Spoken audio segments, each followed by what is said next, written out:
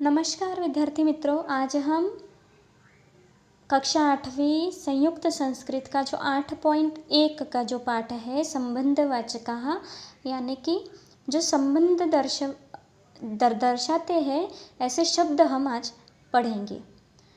ठीक है, तो इस पाठ में आपको नाम और सर्वनाम को षष्ठी विभक्ति के रूप में बदलना है। जैसे देवस्य, हाँ, इस प्रकार आपको यहाँ पर प्रश्न भी निर्माण करने हैं। और स्त्रीलिंगी पुल्लिंगी यह जो कस्य और कस्या, ये जो रूप है प्रश्न के लिए, आज हम यह पढ़ेंगे। ठीक है, तो षष्ठी विभक्ति के रूप इसमें हम आज योजने वाले हैं। तो 8.1 में का पहले बॉक्स में देखो क्या दिया है, नाम दिए हैं, पिता और पुत्र का संबंध बताया है। एक तरफ पिता के नाम दिए हैं, दूसरी तरफ पुत्र के नाम दिए हैं। तो पिताओं के नाम में दशरथः, रावणः, धृतराष्ट्रः, रामः, भीमः, ये सब पिताओं के नाम हैं।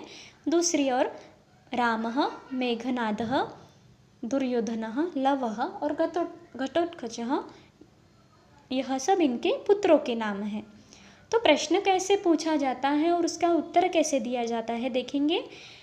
कस्य पुत्रः रामः, कस्य यानी कि किसका, राम किसका पुत्र है, तो दशरथस्य पुत्रः रामः।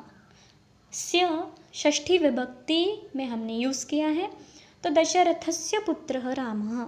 ठीक है, आगे कस्य पिता दशरथः, तो रामस्य पिता दशरथः। ठीक है, रामस्य पिता दशरथः।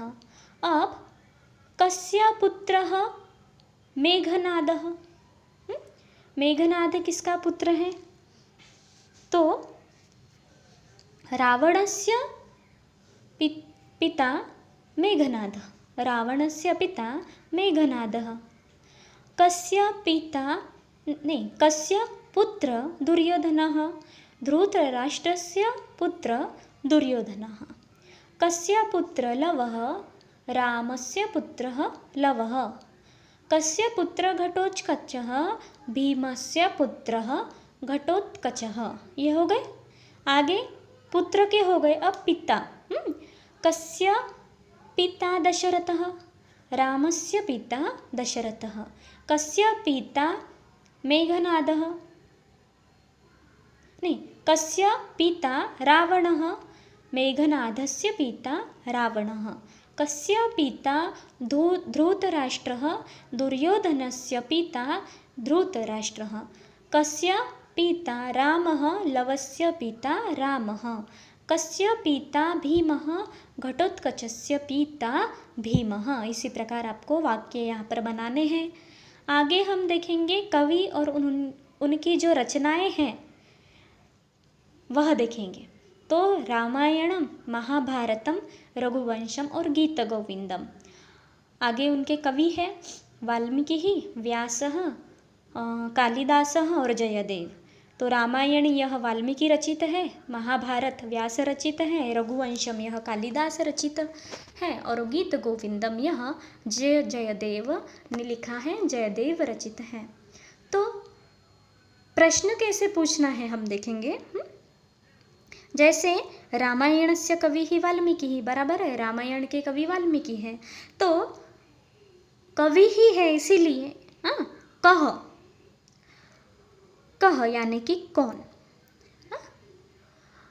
कह कवि ही वाल्मीकि ही, है ना। कह रामायणस्य कवि ही, कह रामायणस्य कवि ही, प्रश्नार्थक चिन्ह, रामायणस्य कवि ही वाल्मीकि ही, बराबर है।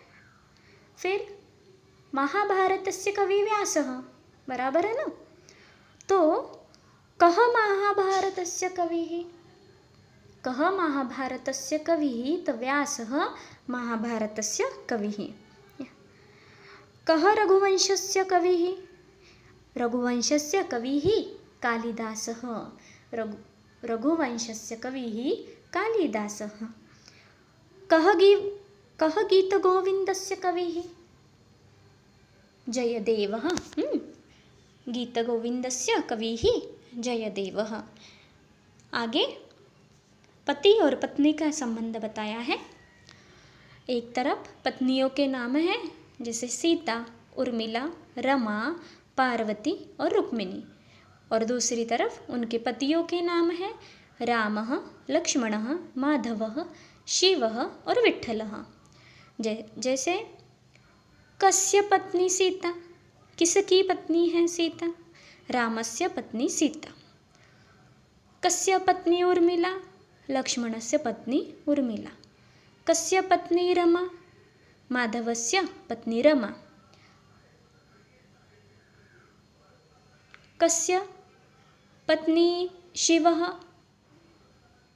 कस्य पत्नी पार्वती, शिवस्य पत्नी पार्वती। कस्य पत्नी रुक्मिणी, विठ्ठलस्य पत्नी रुक्मिणी।